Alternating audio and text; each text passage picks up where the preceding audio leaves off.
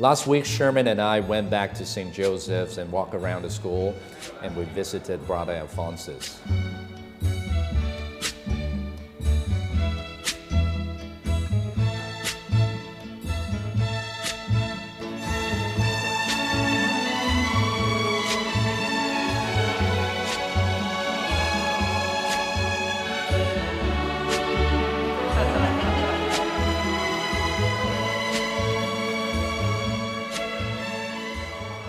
We also saw Brother Thomas, who was kind enough to sit down with us and had a chat.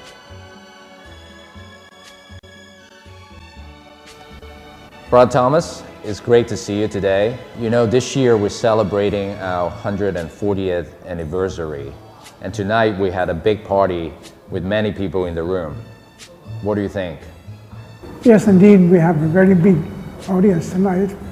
In fact, I believe we have 1,700 people here. I think this is extraordinary. It must be the first time in history that we have so many people connecting with St. Joseph's under one roof. So tonight in the audience, there are many old boys. There are the older boys from the 50s. There are the younger old boys from the 80s like myself, and Sherman in the 2000s, and there are also students, current students in the audience. What came to mind when you look at a St. Joseph's boy? Is there any typical characteristics that define a St. Joseph's student? And to make it more difficult, you cannot use the word smart, you cannot use the word handsome, because those are very, very obvious things. So what is a typical St. Joseph's boy? First of all, excuse my voice. I lost my voice last week at the swimming pool when I was cheering on our swimmers. And as you know, our swimmers are very, very successful, and I congratulate them.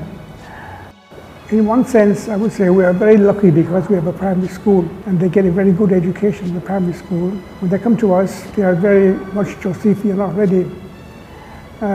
Of course, they are very intelligent boys, and they like to learn.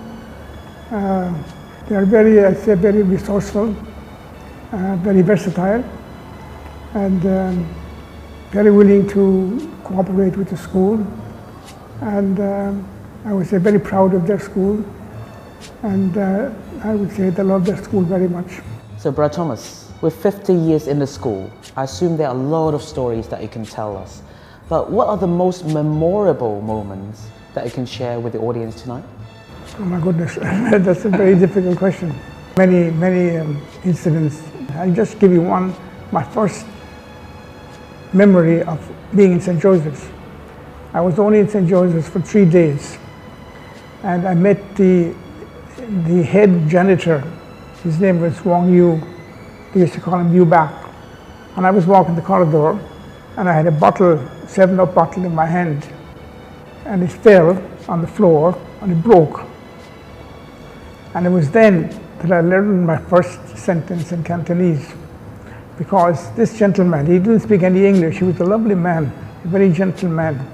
And he said, Brother Thomas, Sikye, Mjoye, Joye, Dalanye. That was the first sentence I heard in my life. So I never forget. And then I asked him the meaning. He said, you better ask your teacher tomorrow. Yeah. So I have many presidents in St. Joseph's, you know. That's a good one. I could write a book about them, yeah. Mm-hmm. There must be one or two other stories to share with us. Any other? Actually, this week in 7A Kennedy Road, there is an exhibition of paintings. And these paintings are by an old boy of St. Joseph's. And if you have time, please go there. Now, this particular old boy, he came to St. Joseph's once, unannounced, during Mr. Leon's period in office. He offered him a check as a donation for the school. That was fine. We didn't actually know who he was then, but years later we found out that this gentleman was a professor, and in fact he was Sir Charles Cow, and he gave a very generous donation. Well, there are a lot of things that has changed in the last 50 years. Looking ahead into the next 50 years, What do you see St. Joseph's? I mean, when we are celebrating our 190th anniversaries, what do you see St. Joseph to be at that time?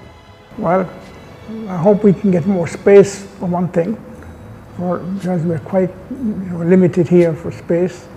But I think there's a possibility of that in the near future. I hope that parents still continue to send their sons to St. Joseph's, and we will certainly make sure that we will continue to get the best education for them that we can. And this in particular because of the money that's being raised by the Old Boys Association and by the parents. And this is extra to what the government gives us, so we'll be able to provide far more facilities. How can we, as part of the St. Joseph family, the Old Boys, can help to achieve that? Sure.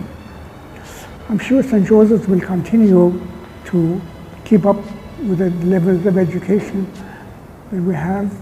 Incidentally, tonight we are launching the 140th anniversary endowment fund. And I hope that parents and those who are here present tonight will contribute to this fund, because it will help us to maintain our standards and to have the best education for those students who like to come to St. Joseph's.